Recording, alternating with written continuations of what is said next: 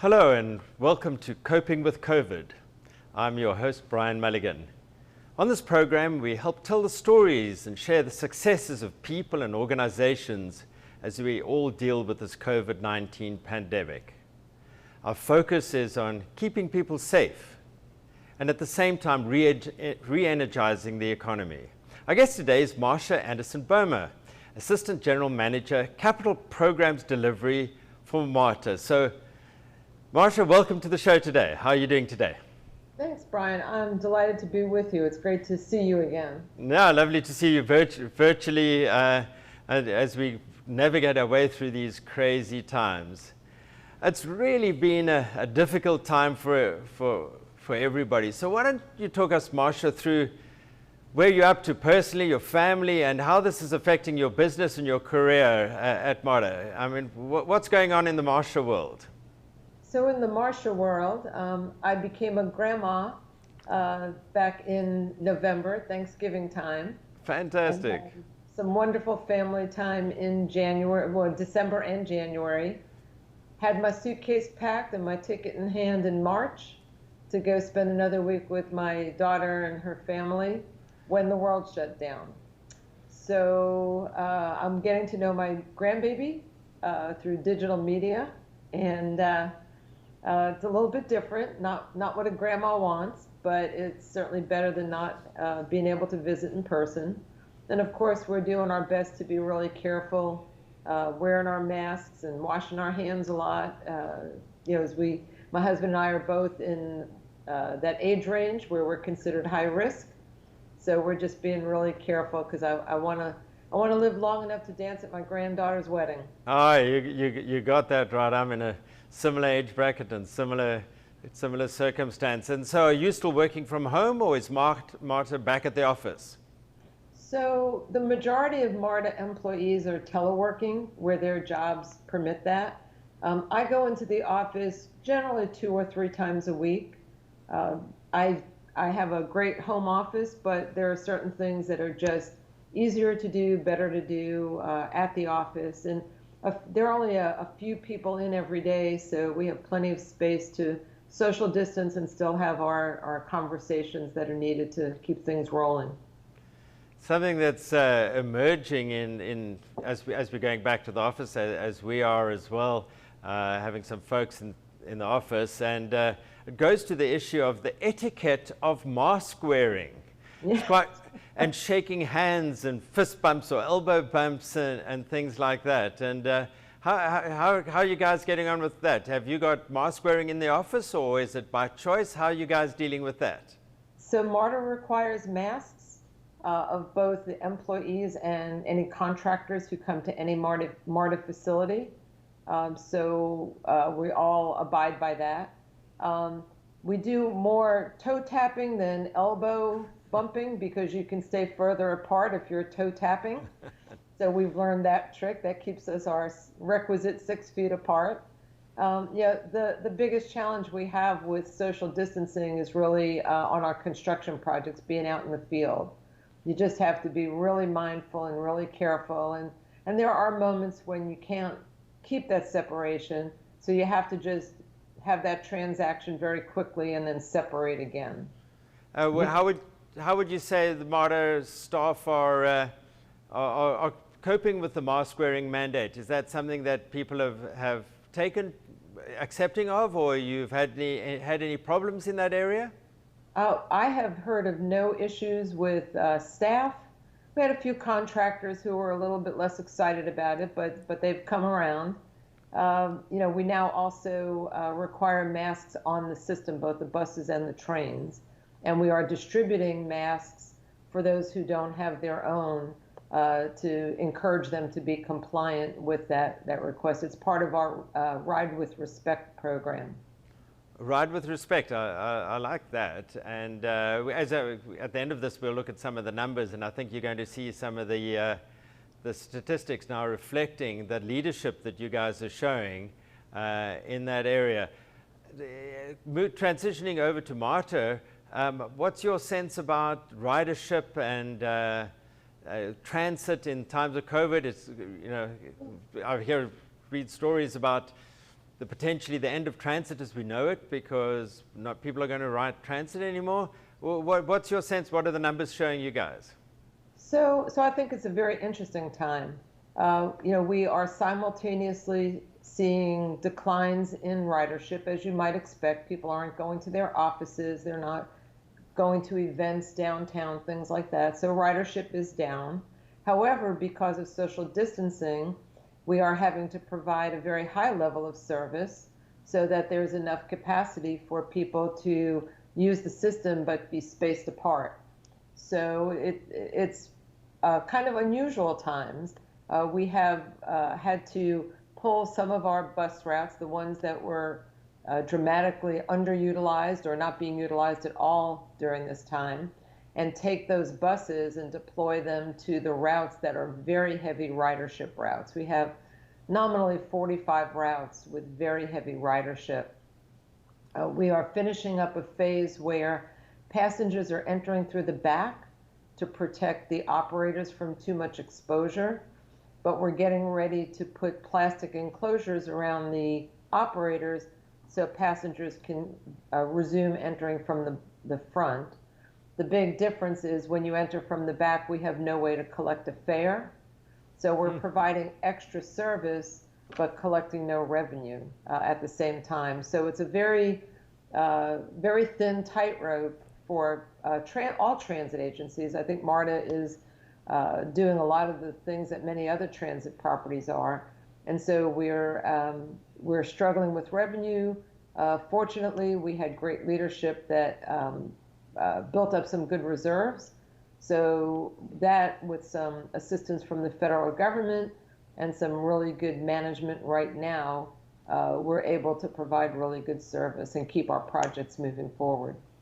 And so how do you guys see the world? Are you sort of on a month-to-month basis, or you say, viewing the world at 6 months' time, it's all going to be over and behind us? Or how do you see the timeline for all of this unfolding? So we don't see a quick end, even if there's a vaccine and people begin to develop confidence. We know it's going to take time for people to be comfortable kind of coming back out into the world. So, we're prepared for the long haul. We know that it's going to take probably a couple of years to fully re-engage our ridership. Part of it's also going to depend on what happens with traffic congestion.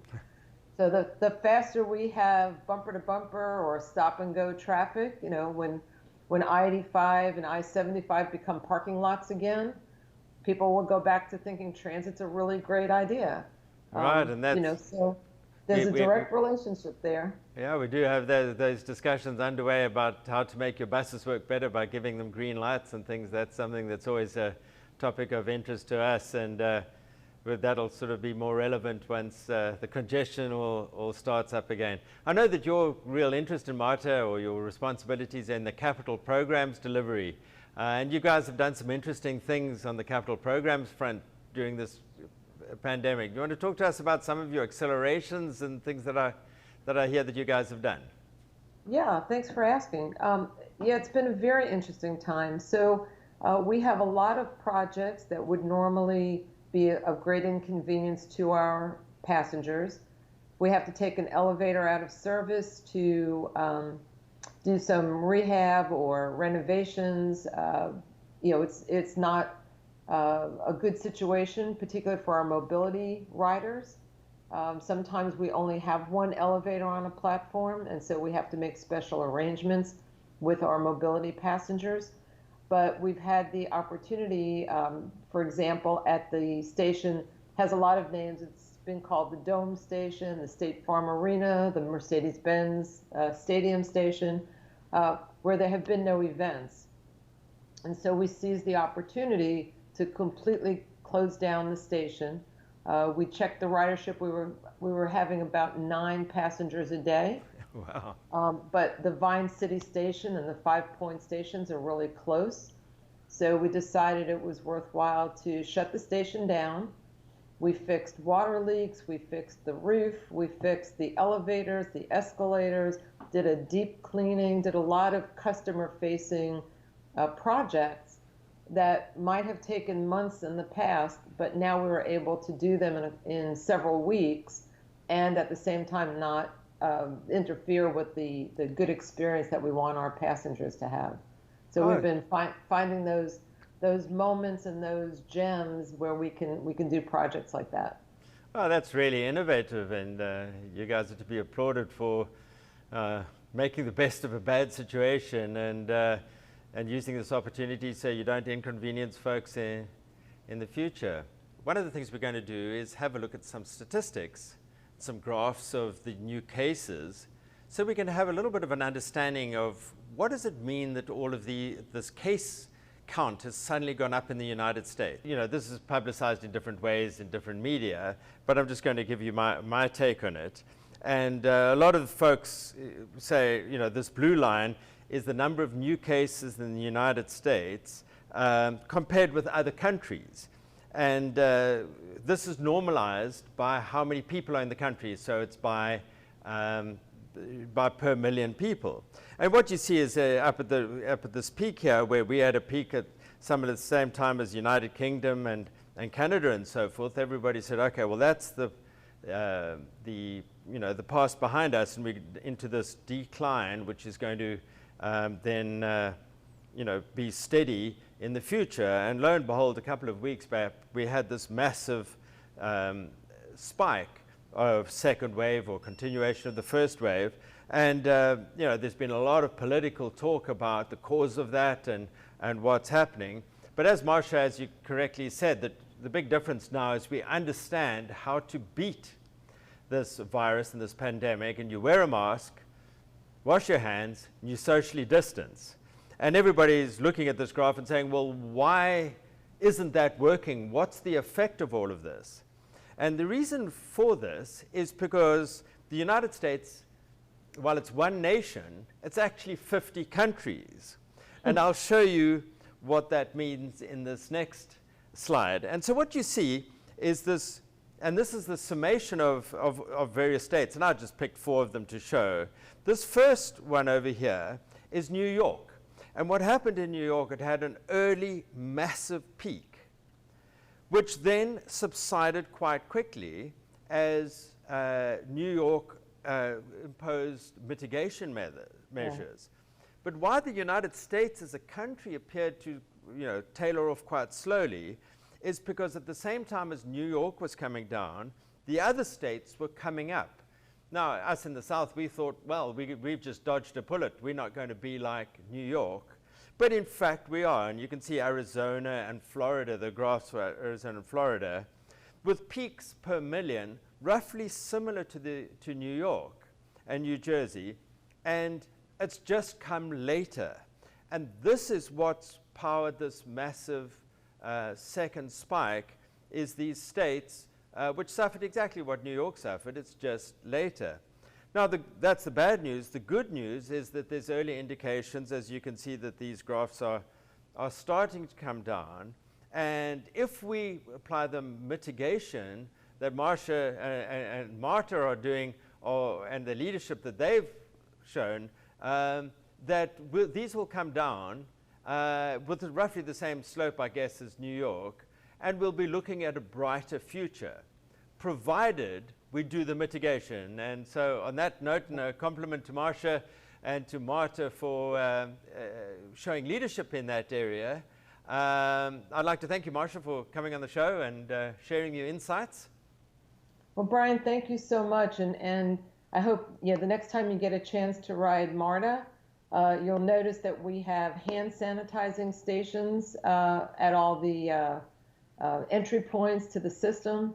You can grab a mask from one of our ambassadors, and you have confidence on the train because we have partnered with Delta, and we have these amazing electrostatic sprayers that are used to sanitize the equipment frequently. So we're doing everything we can to give you that safe opportunity to ride. Fantastic. That's good to hear. So thanks for joining us today on Coping with COVID. I'm your host, Bryan Mulligan. We'll see you again soon, and stay safe and healthy.